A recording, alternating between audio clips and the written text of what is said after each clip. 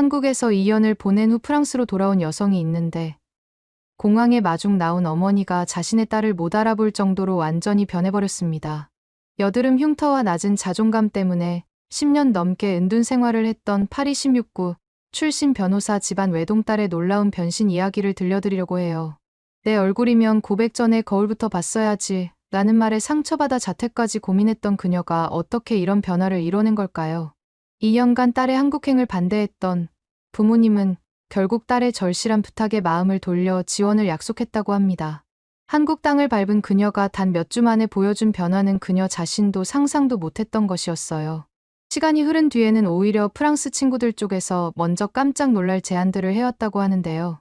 10년 넘게 딸을 걱정했던 부모님의 마음을 완전히 바꿔놓은 것은 과연 무엇이었을까요? 이제 그녀의 놀라운 경험담을 함께 만나보시죠. 안녕하세요, 여러분. 제가 오늘 들려드릴 이야기는 정말 믿기 어려우실 거예요. 29살 프랑스 여성이 한국에서 완전히 다른 사람으로 변신한 이야기입니다. 지금 생각해보면 정말 영화 같은 일이었어요. 제 이름은 엘로디예요.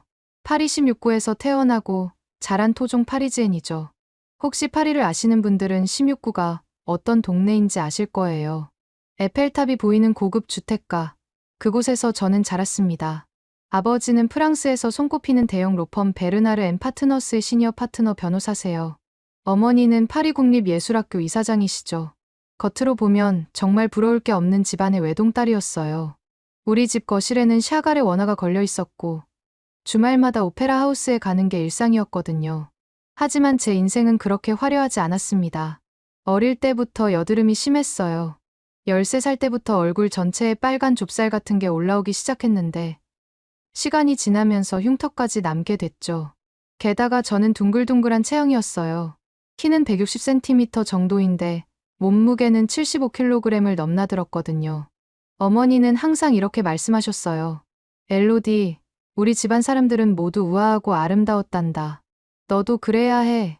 그 말을 들을 때마다 가슴이 답답했어요. 저는 왜 다른 가족들과 다를까? 왜 저만 이럴까 하는 생각이 들었거든요. 초등학교 때는 그래도 괜찮았어요. 아이들이 순수해서 겉모습보다는 같이 노는 게 재미있으면 친구가 됐거든요. 하지만 중학교에 들어가면서 모든 게 바뀌었습니다. 저희 학교는 파리에서도 유명한 생트 마리 드파시 사립학교였어요. 거기 다니는 애들은 정말 다들 예쁘고 잘생겼어요. 마치 패션 잡지에서 나온 것 같은 아이들이었죠. 저만 유독 튀었어요. 중학교 2학년 때였어요. 체육 시간에 축구를 하는데 팀을 나누자고 하더라고요. 그런데 아무도 저를 선택하지 않았어요. 마지막까지 남았는데 결국 한 팀에서 어쩔 수 없이 저를 받아줬어요. 그때 한 아이가 엘로디는 공만 보면 도넛 생각날 것 같아라고 말했어요. 다른 아이들이 깔깔 웃었죠. 그날 집에 와서 거울을 보는데 정말 그런 것 같았어요. 제 얼굴이 둥글둥글한 도넛 같아 보였거든요. 그날 밤 베개에 얼굴을 묻고 한참 울었어요. 고등학교에 들어가서는 더 심해졌어요. 친구들 사이에서도 항상 구석에 있었고 사진 찍을 때도 맨 뒤에 숨어 있곤 했어요. 점심시간에 혼자 도서관에서 시간을 보내는 게 일상이었죠. 그런데 18살 때 제 인생을 완전히 바꾼 사건이 일어났습니다. 조나단 뒤포라는 남학생이 있었어요. 키가 185cm의 금발의 파란 눈을 가진 정말 전형적인 프랑스 미남이었죠. 학교에서 제일 인기 있는 아이였어요. 연극부 회장이기도 했고 축구도 잘했거든요. 저는 그 친구를 1년 넘게 짝사랑했습니다. 조나단이 복도를 지나가면 가슴이 두근두근했어요. 그 친구가 웃는 모습을 보면 하루 종일 기분이 좋았죠. 바보 같았지만 그게 사랑이라고 생각했어요. 어느 날 용기를 내서 고백하기로 했어요. 친구 클라라가 엘로디, 너 조나단 좋아하는 거 다 알아. 그냥 한번 말해봐라고 등을 떠밀었거든요. 그래서 방과 후에 학교 정원에서 조나단을 기다리고 있었어요. 그런데 조나단이 친구들과 함께 나타났어요. 루카, 맥심, 아드리엔까지 4명이 함께 왔죠. 저는 떨리는 마음으로 조나단, 나 할 말이 있어라고 말했어요. 그 순간 조나단과 친구들이 웃기 시작했어요. 그리고 조나단이 말했습니다. 엘로디, 너 정말 용감하다. 하지만 내 얼굴이면 고백 전에 거울부터 봤어야지. 루카가 박수를 치면서 소리쳤어요.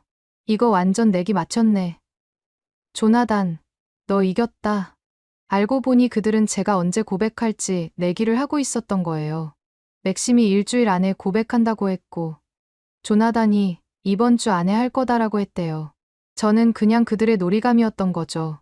아드리앵이 휴대폰을 들고 이거 영상으로 찍어놨어.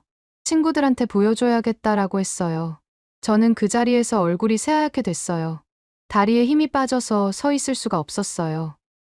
제발, 그러지 말라고 말하려 했는데 목소리가 나오지 않았어요. 그냥 거기서 도망쳤어요. 뒤에서 아이들이 웃는 소리가 들렸죠. 그날 밤 집에 와서 거울을 보는데 정말 조나단 말이 맞는 것 같았어요. 여드름 흉터투성이 얼굴에 둥근 체형. 저는 정말 누가 봐도 매력 없는 사람이었어요. 다음 날부터 학교에 가기 싫어졌어요. 복도를 걸어가면 아이들이 수군거리는 소리가 들렸어요. 제가 조나단한테 고백했대. 정말 용감하다. 근데 조나단이 뭐라고 했는지 알아? 심지어 어떤 아이는 엘로디 도넛이라고 부르기도 했어요. 일주일 뒤에 더 충격적인 일이 일어났어요. 아드리앵이 찍은 영상이 학교 단체 채팅방에 올라온 거예요. 제가 고백하는 장면과 조나단이 거절하는 장면이 다 들어있었죠. 댓글에는 크크크 진짜 용감하다. 엘로디 대단해. 조나단이 너무 잘했다. 이런 말들이 가득했어요. 그날 화장실에 가서 1시간 넘게 울었어요. 거울을 보면서 왜 나는 이럴까? 왜 나만 이럴까라고 중얼거렸죠. 집에 와서 어머니께 말씀드렸어요. 엄마, 나 학교 그만두고 싶어요. 어머니가 깜짝 놀라시면서 무슨 일이 있었니? 라고 물어보셨어요. 저는 모든 걸 다 말씀드렸어요. 조나단 이야기, 내기 이야기, 영상 이야기까지요. 아버지는 그런 식으로 도망가면 안 된다. 세상은 원래 그런 거다라고 하셨지만 어머니는 제 상태를 보시고 잠시 쉬어도 괜찮을 것 같다고 하셨어요. 결국 저는 학교를 자퇴했어요. 집에서 개인 과외를 받으며 대학 입학 시험을 준비했죠. 그 1년 동안 거의 외출을 안 했어요. 사람들을 보는 게 무서웠거든요. 대학교는 겨우 들어갔어요.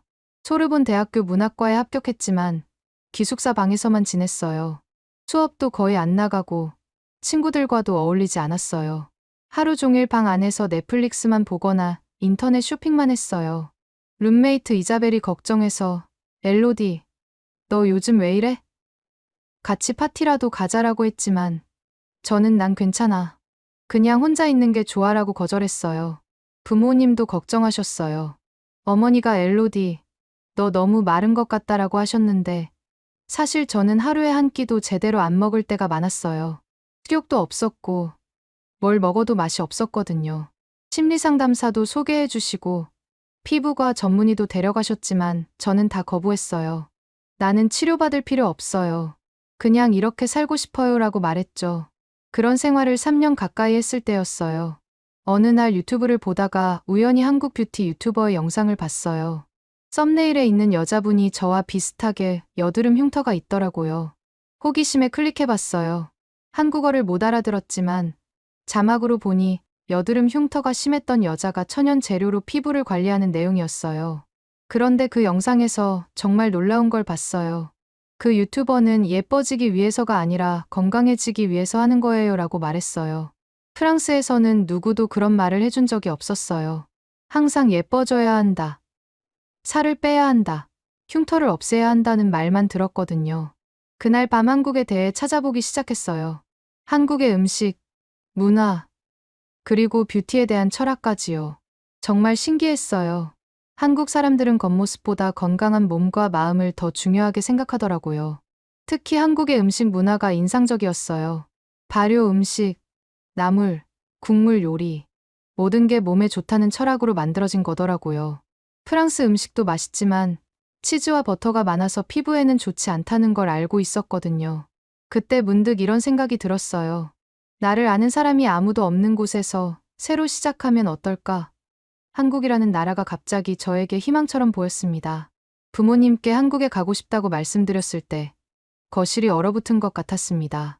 아버지는 신문을 내려놓으시며 한국에 가서 뭘 하려고 하느냐고 하셨고 어머니는 언어도 모르는데 어떻게 살려고 하느냐며 걱정하셨어요. 하지만 저는 처음으로 확신에 찬 목소리로 말했습니다. 엄마, 아빠, 저 이대로 있으면 정말 안 될 것 같아요. 한국에서 새로운 시작을 하고 싶어요. 그 말을 들은 어머니가 눈물을 흘리시면서 그래, 한번 해봐. 우리가 도와줄게라고 하셨어요. 아버지도 한참을 고민하시다가 내가 진짜 원하는 거라면 지원해주마라고 말씀하셨습니다. 2019년 3월 드디어 한국행 비행기에 몸을 맡겼어요. 인천공항에 내렸을 때의 그 느낌을 아직도 잊을 수 없습니다. 공항에서부터 뭔가 달랐어요. 사람들이 저를 쳐다보지 않았거든요. 프랑스에서는 아무도 제 내면을 들여다보려 하지 않았는데 한국에서는 다를 것 같은 예감이 들었습니다. 처음 정착한 곳은 서울 강남구 청담동에 있는 고급 아파트였어요. 부모님이 안전하고 깨끗한 곳에서 지내라며 30평 규모의 아파트를 계약해 주셨거든요. 월세만 200만 원이 넘는 곳이었지만 부모님께서는 돈 걱정은 하지 말고 내가 원하는 걸 해봐라고 하셨습니다. 한국에서의 생활은 쉽지 않았습니다. 한국어는 정말 어려웠어요. 편의점에서 물건을 사는 것도 쉽지 않았거든요. 이거 얼마예요? 라고 말하려다가 이거 얼마어 하면서 말을 못했는데 알바 아주머니가 친절하게 계산기로 가격을 보여주셨어요. 하지만 진짜 변화는 음식에서 시작됐습니다. 프랑스에서는 크루아상에 버터 듬뿍 치즈가 들어간 요리를 주로 먹었거든요. 한국에서는 된장국, 김치, 나물 반찬들을 먹기 시작했어요. 첫 번째로 도전한 음식은 김치찌개였습니다. 아파트 근처 한 식당에서 주문했는데 빨간 국물이 부글부글 끓고 있는 뚝배기가 나왔어요. 이걸 어떻게 먹어? 라고 생각하면서 한 숟갈 떠서 입에 넣는 순간 입 안이 불타는 것 같았습니다. 너무 매워서 눈물이 날 뻔했는데 신기하게도 계속 먹고 싶어지더라고요. 김치의 시큼한 맛과 돼지고기의 고소함, 그리고 두부의 부드러운 식감이 어우러져서 정말 중독적이었어요. 된장국도 처음엔 이상했습니다. 이게 뭐야? 간장 같은 걸 끓인 건가? 라고 생각했는데 마셔보니까 깊고 구수한 맛이 났어요. 특히 미역 된장국을 처음 먹었을 때는 정말 놀랐습니다. 미역의 미끄러운 식감과 된장의 구수함이 만나니까 마치 바다의 맛을 그대로 담은 것 같았거든요. 나물 반찬들도 신기했어요. 시금치나물은 참기름과 마늘 향이 정말 좋았고 콩나물 무침은 아삭아삭한 식감이 재미있었습니다. 도라지 무침은 처음에 씁쓸한 맛 때문에 놀랐지만 먹을수록 입안이 개운해지는 느낌이었어요. 프랑스에서는 야채를 이렇게 다양하게 조리해서 먹어본 적이 없었거든요. 그런데 가장 충격적이었던 건 김치였습니다. 처음 먹었을 때는 이게 뭐야? 너무 매워라고 생각했는데 며칠 지나니까 중독되더라고요. 배추김치의 아삭한 식감과 시원한 맛, 그리고 적당한 짠맛이 정말 매력적이었어요. 특히 김치찌개나 김치볶음밥을 먹을 때 김치를 더 달라고 했습니다. 한 달 정도 지나니까 제 입맛이 완전히 바뀌어 있었어요. 프랑스 음식이 갑자기 느끼하게 느껴지더라고요. 한국 음식을 먹으면 속이 편하고 몸이 가벼워지는 느낌이 들었습니다. 한국어 공부를 위해 강남에 있는 어학원에 등록했어요.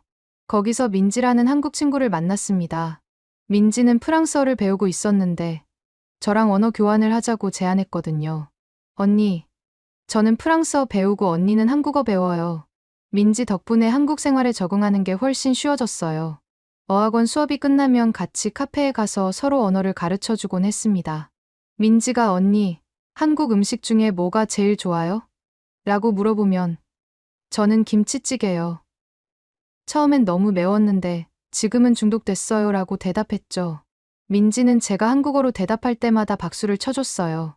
그런데 민지와 대화를 하다 보니 제 피부에 대한 고민도 털어놓게 됐습니다. 언니, 한국에서는 피부과가 어때요? 프랑스랑 다른가요? 라고 물어봤더니 민지가 언니, 우리나라 피부과는 정말 좋아요. 특히 청담 쪽에 유명한 곳이 있어요 라고 추천해줬어요. 그래서 한 달 후에 민지가 추천해준 청담 근처 피부과에 갔습니다. 여드름 흉터 때문에 걱정이 많았거든요. 접수를 하고 기다리는데 앞에 있던 할머니가 저를 보시더니 어머, 외국인이네. 피부 때문에 고민이 많겠구나라고 말씀하셨습니다. 그리고 이렇게 덧붙이셨어요. 여기 원장님은 다른 곳과 달라. 피부만 보는 게 아니라 마음까지 봐주신다고. 드디어 제 차례가 됐습니다. 원장님은 50대 중반 정도 되어 보이는 온화한 분이셨어요. 저를 보시더니 첫 마디가 이랬습니다. 많이 힘드셨겠어요. 피부 때문에 고민이 많으셨죠? 그 말에 갑자기 눈물이 날 뻔했어요. 프랑스에서는 누구도 제 마음을 먼저 물어본 적이 없었거든요. 원장님은 제 얼굴을 자세히 보시더니 말씀하셨습니다. 손님, 피부 치료보다는 생활 패턴부터 바꿔보세요. 우리는 피부가 아니라 삶의 리듬을 바꾸는 걸 먼저 봐요. 그 순간 제 마음이 멈춘 것 같았어요. 프랑스에서는 누구도 그런 말을 해준 적이 없었거든요. 항상 이 레이저를 받으세요. 이 화장품을 쓰세요 였는데 한국 의사는 근본적인 걸 말해주더라고요. 무슨 뜻이에요? 라고 물어봤더니 원장님이 웃으며 설명해 주셨습니다. 밤에 일찍 자고, 좋은 음식 먹고, 스트레스 줄이고, 꾸준히 운동하면 피부는 저절로 좋아져요. 외모를 바꾸려고 하지 마세요. 몸을 돌보는 마음부터 가져보세요. 진료실을 나와서 화장실에 가서 한참 울었습니다. 그 원장님의 말이 계속 머릿속에 맴돌았어요. 우리는 피부가 아니라 삶의 리듬을 바꾸는 걸 먼저 봐요. 그 말에 저는 진심으로 울었습니다. 그동안 제가 얼마나 잘못 생각하고 있었는지 깨달았거든요. 그날 밤 거울을 보면서 결심했어요. 이 철학을 프랑스에 전하고 싶어. 그때부터 진짜 변화가 시작됐습니다. 매일 밤 11시에 자고 아침 7시에 일어났어요. 아침에는 꼭 된장국이나 미역국을 끓여 먹었고, 점심에는 나물 반찬이 많은 한식당에 갔습니다. 저녁에는 가벼운 샐러드나 죽을 먹었어요. 특히 아침에 마시는 미역국은 정말 신기했습니다. 처음엔 이걸 아침에 먹어? 라고 생각했는데 마셔보니까 속이 따뜻해지면서 하루가 개운하게 시작되더라고요. 미역의 끈적한 식감도 처음엔 이상했지만 먹을수록 중독적이었어요. 운동도 시작했습니다. 아파트에서 가까운 한강공원에 자주 갔어요. 청담대교에서 반포대교까지 걷는 게 제 일과였거든요. 한강에서 만난 아주머니들이 정말 친절했습니다. 어머, 외국인이네. 한국 음식 잘 먹어? 라고 물어보시면서 김밥도 나눠주시고요. 반신욕도 민지가 가르쳐줬어요. 언니, 반신욕 해봐요. 진짜 좋아요 라고 추천해줬거든요. 처음에는 물에 그냥 앉아있는 게 뭐가 좋아? 라고 생각했는데 해보니까 정말 달랐습니다. 20분 정도 미지근한 물에 앉아있으면 온몸이 따뜻해지고 마음도 편안해졌어요. 피부 관리도 달라졌습니다. 프랑스에서는 비싼 화장품을 잔뜩 발랐는데 한국에서는 단순하게 했어요. 클렌징 오일로 깨끗하게 세안하고 토너, 에센스, 크림 정도만 발랐습니다. 대신 일주일에 2번 정도는 꿀팩이나 오이팩을 했죠. 3달 정도 지나니까 변화가 보이기 시작했어요. 우선 피부톤이 밝아졌습니다. 여드름도 줄어들었고 뭔가 얼굴이 작아진 느낌도 들었어요. 몸무게도 75kg에서 68kg으로 줄었습니다. 그때 인스타그램을 시작했어요. 엘로디 앤 서울이라는 계정을 만들어서 제 일상을 일기를 쓰듯 기록하기 시작했습니다. 처음에는 그냥 기록용이었어요. 오늘은 김치찌개 먹었어요. 한강에서 산책했어요. 이런 소소한 일상들을 프랑스어와 영어로 올렸습니다. 그런데 반응이 생각보다 좋았어요. 프랑스 친구들이 엘로디, 너 뭔가 달라 보인다라고 댓글을 달았고 전 세계 사람들이 제 계정을 팔로우하기 시작했습니다. 특히 피부 트러블과 자존감 문제로 고통받던 사람들이 많이 응원해줬어요. 저도 여드름 때문에 고민이에요. 엘로디님처럼 하면 저도 달라질 수 있을까요? 한국 음식 정말 피부에 좋은가요? 저도 먹어보고 싶어요. 저는 프랑스 사람인데 엘로디님 보고 용기가 생겼어요. 이런 댓글들을 보면서 제가 혼자가 아니라는 걸 느꼈습니다. 전 세계에 저처럼 고민하는 사람들이 많다는 것도 알았고 제 변화기가 그들에게 희망을 주고 있다는 걸 깨달았어요. 반년 후에는 팔로워가 2만 명을 넘었습니다. 여러 브랜드에서 협찬 제안도 들어왔지만 저는 신중하게 선택했어요. 정말 제가 써보고 좋았던 것들만 소개했거든요. 특히 한국의 천연 화장품들을 많이 소개했습니다. 1년 후에는 제 브랜드 엘로디 앤 서울이라는 이름으로 한국 제품들을 프랑스에 소개하기 시작했어요. 프랑스 온라인몰에서 직구로 판매를 시작했는데 반응이 폭발적이었습니다. 특히 제가 직접 써보고 변화 과정을 보여준 게 사람들에게 큰 신뢰를 줬나 봐요. 2년째 되는 해에는 정말 놀라운 변화가 있었어요. 인스타그램 팔로워가 50만 명을 넘었고 점점 SNS가 활성화되면서 제품 협찬이나 광고로 돈도 벌게 됐습니다. 한국 화장품 브랜드들에서 저에게 제품 소개를 부탁하기 시작했고 프랑스 여러 매체에서도 인터뷰 요청이 들어왔어요. 전 세계 사람들의 폭발적인 공감을 얻으면서 저는 확신하게 됐습니다. 한국에서 배운 이 철학을 더 많은 사람들에게 전해야겠다고요. 특히 제 고향 프랑스 사람들에게 말이에요. 그런데 이쯤 되니까 마음 한편으로는 프랑스가 그리워지기 시작했어요. 특히 부모님이 보고 싶었습니다. 화상통화로 자주 얘기하긴 했지만 직접 만나서 제 변화를 보여드리고 싶었어요. 어머니가 엘로디, 너 정말 예뻐졌구나. 언제 한번 집에 와서 우리한테도 비법을 알려줘라고 하셨을 때 결심했습니다. 이제 프랑스로 돌아가서 제가 배운 것들을 나누어야겠다고요. 한국에서의 2년은 정말 꿈 같은 시간이었어요. 저는 한국에서 새로운 사람으로 태어났고 이제 그 변화를 프랑스에도 전하고 싶었습니다. 과연 프랑스 사람들이 제 변화를 어떻게 받아들일지, 그리고 저를 비웃었던 사람들은 어떤 반응을 보일지 정말 궁금했어요. 이제 정말 프랑스로 돌아갈 시간이 됐습니다. 2년 동안 한국에서 쌓아온 모든 것들을 가지고 고향으로 향하는 마음은 설레면서도 떨렸어요. 과연 저를 비웃었던 사람들이 제 변화를 어떻게 받아들일지 정말 궁금했거든요. 인천공항에서 파리행 비행기에 올라타면서 한국에서의 마지막 순간들을 되돌아봤어요. 민지가 공항까지 배웅을 나와서 언니 프랑스 가서도 김치 잊지 마세요. 라고 말하며 눈물을 흘렸습니다. 저도 모르게 울컥했어요. 한국은 제게 단순한 거주지가 아니라 새로운 인생을 선물해준 나라였거든요. 13시간의 비행 끝에 샤를 드골 공항에 도착했습니다. 공항 로비로 나오는 순간 어머니가 서 계셨어요. 그런데 어머니의 반응이 정말 충격적이었습니다. 저를 보시더니 멈칫하시면서 멍하니 서 계시는 거예요. 엘로디인가요? 어머니가 조심스럽게 물어보셨어요. 저는 웃으면서 엄마, 저예요라고 대답했는데 어머니가 갑자기 눈물을 터뜨리시더라고요. 엘로디 맞니? 미안해. 내가 너무 예뻐져서 못 알아봤어. 그 말을 들었을 때 제 마음은 정말 복잡했습니다. 기쁘면서도 서글펐어요. 그동안 제가 얼마나 변했는지를 어머니의 반응으로 확실하게 알 수 있었거든요. 집으로 가는 차 안에서 어머니가 계속 저를 쳐다보시면서 말씀하셨어요. 정말 믿을 수가 없다. 내가 이렇게 달라질 줄 몰랐어.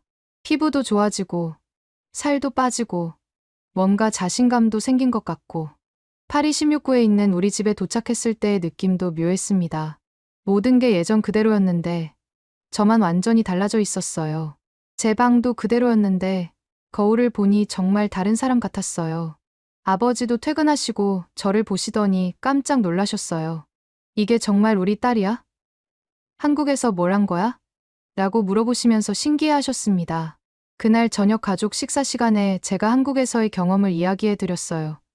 된장국, 김치, 반신욕, 그리고 피부가 원장님이 해주신 말씀까지요. 부모님은 정말 신기해하시면서 들어주셨습니다. 그런데 엘로디야, 내 인스타그램 팔로워가 50만 명이 넘는다면서. 정말이야? 아버지가 물어보셨는데 사실 부모님은 제가 SNS로 돈을 벌고 있다는 걸 믿기 어려워하셨어요. 하지만 제 계정을 보여드리고 협찬 수익이나 제품 판매 현황을 설명해드리니까 정말 놀라셨습니다. 며칠 후에 정말 기다렸던 순간이 왔어요. 고등학교 동창 클라라에게서 연락이 온 거예요. 엘로디, 너 프랑스 돌아온다며? 만나자. 클라라와 만나기로 한 곳은 샹젤리제 거리에 있는 카페였습니다. 저는 일부러 한국에서 입던 스타일 그대로 입고 갔어요. 심플한 니트에 청바지, 그리고 자연스러운 메이크업이었죠. 카페에 들어갔을 때 클라라가 저를 못 알아보더라고요. 저는 먼저 손을 흔들며 클라라라고 불렀어요. 클라라가 저를 보더니 입을 다물지 못했습니다. 엘로디야? 정말 너야? 세상에, 너 완전히 달라졌잖아. 클라라의 반응이 정말 재미있었어요. 처음에는 놀라워하다가 점점 질투하는 표정으로 바뀌더라고요. 이거 진짜 너 혼자 다 한 거야? 혹시 뭐 좀 했니? 성형수술이나 지방흡입 같은 거? 그때 저는 담담히 웃으며 말했습니다. 한국에서 배운 건 내 몸을 돌보는 마음부터였어. 겉이 아니라 안에서부터 바뀐 거야. 클라라가 그게 뭔 소리야? 그런 걸로 이렇게 달라질 수 있어. 라고 하더라고요. 저는 한국에서의 경험을 차근차근 이야기해줬어요. 식단, 운동, 생활 패턴, 그리고 마음가짐의 변화까지요. 그런데 이야기를 나누고 있던 중에 클라라가 아, 맞다. 엘로디, 내 친구 소개해줄게라고 하면서 누군가를 부르더라고요. 알고 보니 클라라가 오늘 친구와 함께 온 거였어요. 장 피에르, 이리 와봐. 내가 말했던 고등학교 친구 엘로디야. 장 피에르라는 이름의 29살 건축가였어요. 키가 크고 잘생긴 편이었는데 클라라가 평소에 관심 있어 하던 스타일이었습니다.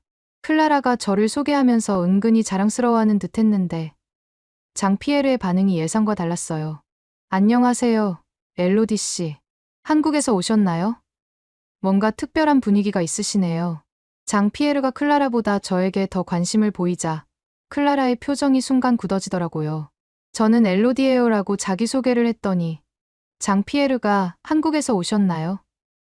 뭔가 특별한 분위기가 있으시네요라고 말했어요. 클라라가 쟤는 내 친구야. 원래 파리 사람이고라고 끼어들었지만 장 피에르는 저에게만 관심을 보였습니다. 그 후로 장 피에르와 저는 자연스럽게 연락을 주고받게 됐어요.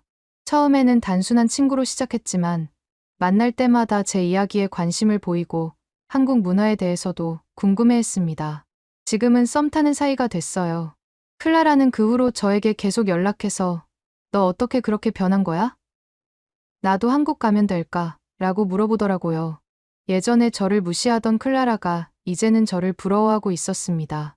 한 달 후에는 정말 큰일이 있었어요. 고등학교 동창회가 있었거든요.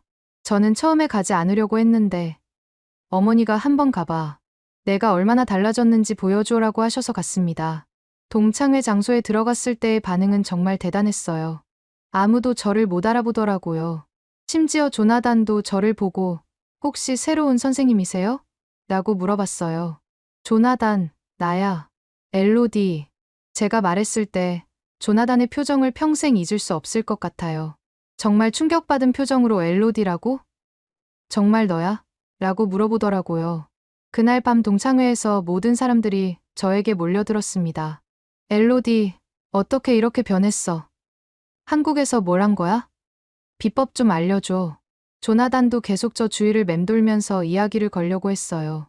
하지만 저는 예전처럼 그에게 설레지 않았습니다. 오히려 이 사람이 왜 이렇게 얕아 보이지?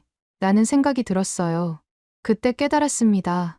제가 변한 건 겉모습만이 아니었어요. 마음도, 생각도, 가치관도 모든 게 달라져 있었던 거예요.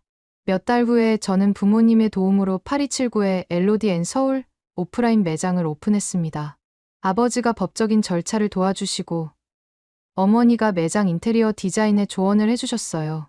부모님께서 내가 하고 싶은 일이라면 우리가 지원해줄게라고 하시면서 초기 자금도 지원해주셨습니다. 한국에서 경험한 K-뷰티 철학과 제품들을 프랑스 사람들에게 소개하는 공간이었어요. 매장은 작았지만 제가 직접 큐레이션한 한국 화장품들과 함께 한국 음식도 맛볼 수 있는 공간으로 만들었습니다. 오픈 첫날부터 사람들이 몰려들었어요. 제 인스타그램 팔로워들뿐만 아니라 프랑스 언론에서도 관심을 보였습니다. 파리지엔이 한국에서 찾은 아름다움의 비밀이라는 제목으로 기사까지 나왔어요. 어머니는 제가 성장해가는 모습을 지켜보시면서 정말 자랑스러워하셨습니다. 특히 매장 오픈날에 어머니가 하신 말씀이 기억에 남아요. 엘로디야, 엄마가 내가 이렇게 될 줄 몰랐어. 그날 공항에서 너를 못 알아본 게 내 생애 가장 깊은 실수야. 어머니도 제 영향으로 한국 음식을 먹기 시작하시고 한국식 스킨케어를 따라하시게 됐어요. 아버지도 딸이 이렇게 성공할 줄 몰랐다면서 자랑스러워하셨습니다. 지금 제 매장은 파리에서 꽤 유명한 K-뷰티 명소가 됐어요.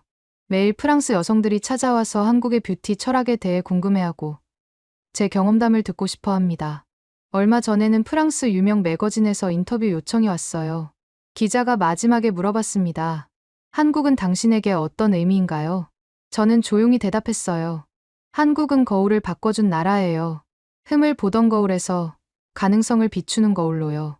인터뷰가 끝나고 집에 돌아와서 어머니와 차를 마시며 이야기를 나눴어요. 어머니가 제 손을 꼭 잡고 말씀하셨습니다. 엘로디야, 상처는 가릴 게 아니라 피워내는 거구나. 내가 그걸 보여줬어. 지금 저는 정말 행복합니다. 장 피에로와의 관계도 좋아지고 있고 매장 사업도 잘 되고 있어요. 무엇보다 제 자신을 사랑하게 됐습니다. 한국에서 배운 몸을 돌보는 마음이 제 인생을 완전히 바꿔놓았어요. 가끔 조나단이나 예전 친구들을 만나면 정말 신기해요. 그들은 여전히 예전 그대로인데 저만 완전히 다른 사람이 되어 있거든요. 그때마다 한국에서의 2년이 얼마나 소중한 시간이었는지 깨닫게 됩니다. 지금도 매일 김치를 먹고 된장국을 마시고 반신욕을 해요. 그리고 무엇보다 거울을 보면서 제 자신에게 말합니다. 오늘도 고생했어. 내일도 건강하게 지내자. 매장이 성공적으로 자리 잡아가면서 정말 뜻깊은 일들이 많이 일어났습니다. 가장 기억에 남는 고객이 있었어요. 말이라는 이름의 30대 여성이었는데 저와 비슷하게 여드름 때문에 고민이 많았습니다. 매장에 와서 정말 한국 음식만 먹어도 피부가 좋아지나요? 라고 물어보더라고요. 저는 그분께 한국에서의 경험을 자세히 이야기해 드렸어요. 된장국의 효능, 김치의 유산균, 반신욕의 중요성까지요. 마리는 정말 진지하게 들어주면서 저도 한번 도전해보고 싶어요라고 말했습니다. 한 달 후에 마리가 다시 매장에 왔는데 정말 놀라웠어요. 피부가 확실히 좋아져 있었거든요. 엘로디님 덕분에 제 인생이 바뀌었어요 라고 하면서 눈물을 글썽이더라고요. 그때 제가 하고 있는 일의 의미를 다시 한번 깨달았습니다. 어머니는 제가 성장해가는 모습을 지켜보시면서 정말 자랑스러워 하셨어요. 매장에 자주 오셔서 손님들과 이야기도 나누시고 제가 바쁠 때는 도와주시기도 했습니다. 특히 어머니가 한국 음식을 배워서 김치를 직접 담그기 시작하신 건 정말 놀라웠어요.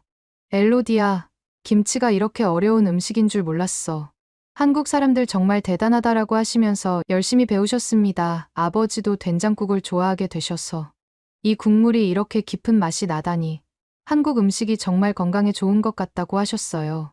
그런데 정말 특별한 일이 있었습니다. 고등학교 때 저를 괴롭혔던 친구들 중 하나인 소피가 매장에 온 거예요. 처음에는 저를 못 알아보더니 제가 소개하자 깜짝 놀라더라고요. 엘로디야? 정말 너야? 세상에, 완전히 다른 사람이 됐네. 소피는 제 매장을 둘러보면서 너 정말 대단하다. 이런 사업까지 하고라고 말했어요. 예전에 저를 무시하던 모습과는 완전히 달랐습니다. 오히려 부러워하는 표정이었어요. 엘로디, 나도 피부 때문에 고민이 많아. 너처럼 할 수 있을까? 저는 웃으면서 대답했습니다. 물론이지 누구든지 할 수 있어. 가장 중요한 건 자신을 사랑하는 마음이야. 그 후로 소피는 단골 고객이 됐어요. 한국 음식도 먹어보고 한국식 스킨케어도 따라하면서 점점 변화하는 모습을 보여줬습니다. 몇 개월 후에는 프랑스 유명 매거진 마리클레르에서 인터뷰 요청이 들어왔습니다. 기자가 매장에 와서 제 이야기를 들었는데 정말 열심히 메모를 하더라고요. 엘로디 씨, 정말 놀라운 변화네요. 그런데 한국의 어떤 점이 가장 특별했나요? 저는 이렇게 대답했어요. 한국 사람들은 겉모습보다 내면의 건강을 먼저 생각해요. 예뻐지려고 노력하는 게 아니라 건강해지려고 노력하죠. 그 차이가 정말 크더라고요. 기자가 계속 질문했습니다. 그럼 프랑스 여성들에게 해주고 싶은 말씀이 있다면요? 상처는 가릴 게 아니라 피워내는 거예요. 저도 오랫동안 제 단점만 보고 살았는데 한국에서 제 장점을 발견하게 됐어요. 누구든지 자신만의 아름다움이 있다는 걸 알았으면 좋겠어요. 기자가 마지막에 물어봤습니다. 한국은 당신에게 어떤 의미인가요? 저는 조용히 대답했어요. 한국은 거울을 바꿔준 나라예요. 흠을 보던 거울에서 가능성을 비추는 거울로요. 그 인터뷰가 실린 후에 매장에는 더 많은 사람들이 찾아왔습니다. 특히 자존감 때문에 고민하는 젊은 여성들이 많이 왔어요. 그들을 보면서 예전의 제 모습이 생각났습니다. 어느 날은 정말 감동적인 일이 있었어요. 16살 소녀가 엄마와 함께 매장에 왔는데 여드름 때문에 학교에 가기 싫어한다고 하더라고요. 저는 그 아이에게 제 고등학교 시절 이야기를 해줬어요. 언니도 그랬어. 거울 보기도 싫고 사람들 만나기도 싫었어. 하지만 지금 봐봐. 언니가 이렇게 변했잖아. 그 아이가 정말요? 저도 언니처럼 될 수 있을까요? 라고 물어봤을 때 저는 확신에 차서 대답했습니다. 당연하지. 가장 중요한 건 자신을 포기하지 않는 거야. 그 아이는 그 후로 매주 매장에 와서 한국 음식도 먹어보고 스킨케어 방법도 배워갔어요. 몇 달 후에는 정말 밝아진 모습으로 언니, 친구들이 저 많이 예뻐졌다고 해요. 라고 말하더라고요. 장 피에로와의 관계도 더욱 깊어졌습니다. 그는 제가 하는 일을 정말 이해해주고 응원해줬어요. 엘로디, 내가 하는 일이 정말 의미 있는 것 같아. 많은 사람들에게 희망을 주고 있잖아 라고 말해주곤 했습니다. 어느 날 저녁, 장피에르와 샌느 강가를 산책하다가 이런 대화를 나눴어요. 엘로디, 너를 보면서 정말 많이 배워. 사람이 이렇게 변할 수 있다는 게 놀라워. 저도 예전엔 이렇게 될 줄 몰랐어요. 한국에서 진짜 많이 배웠어요. 그럼 나도 한국에 가보고 싶어. 너와 함께 말이야. 그 말을 들었을 때 정말 기뻤어요. 언젠가 장피에르와 함께 한국에 가서 제가 살았던 곳들을 보여주고 싶었거든요. 매장 운영 1년째가 되던 날, 정말 특별한 손님이 왔습니다. 바로 조나단이었어요. 그는 매장 앞에서 한참을 망설이다가 들어왔더라고요. 엘로디, 정말 대단하다. 내가 이런 일을 하고 있다니. 조나단은 어색해하면서도 제품들을 둘러보더니 혹시 남자도 쓸 수 있는 제품이 있어? 라고 물어봤어요. 저는 웃으면서 적당한 제품을 추천해줬습니다. 조나단, 고등학교 때 일은 다 지난 일이에요. 오히려 그 일이 있었기 때문에 지금의 제가 있는 것 같아요. 조나단이 미안해, 엘로디. 그때 정말 철없었어 라고 사과했을 때 저는 정말 후련했습니다. 더 이상 그 상처가 제게 아무런 영향을 주지 않는다는 걸 확실히 느꼈어요. 인터뷰 기사가 나간 후 며칠 뒤 어머니가 저를 불러서 하신 말씀이 정말 감동적이었습니다. 엘로디야, 엄마가 내가 이렇게 될 줄 몰랐어. 그날 공항에서 너를 못 알아본 게 내 생애 가장 깊은 실수야. 어머니가 제 손을 꼭 잡고 말씀하시는데 눈물이 글썽글썽 하시더라고요. 내가 한국에서 배운 게 단순히 예뻐지는 방법이 아니라 자신을 사랑하는 방법이었구나. 엄마도 많이 배웠어. 지금 저는 정말 행복합니다. 매장은 계속 성장하고 있고 많은 사람들이 제 이야기를 통해 희망을 얻고 있어요. 장 피에로와의 관계도 좋고 무엇보다 제 자신을 진정으로 사랑하게 됐습니다. 가끔 한국이 그리워서 민지와 화상통화를 해요. 언니, 프랑스에서도 김치 잘 먹고 있어요? 라고 물어보면 저는 항상 물론이지. 매일 먹고 있어 라고 대답합니다. 한국에서 배운 상처는 가릴 게 아니라 피워내는 것이라는 교훈이 제 인생의 모토가 됐어요. 이제 거울을 볼 때마다 제 자신에게 말합니다. 오늘도 고생했어. 내일도 건강하게 지내자. 제 이야기가 누군가에게 도움이 되었으면 좋겠어요. 누구든지 변할 수 있고 자신만의 아름다움을 찾을 수 있다는 걸 알았으면 합니다. 한국에서 배운 것처럼 겉이 아니라 안에서부터 변화는 시작되는 거니까요. 오늘의 이야기는 여기까지입니다. 마음에 드셨다면 구독과 좋아요 잊지 말고 한 번씩 눌러주세요. 소중한 시간 함께 해주셔서 진심으로 감사드리고 앞으로도 더 깊은 이야기로 여러분을 찾아뵐게요.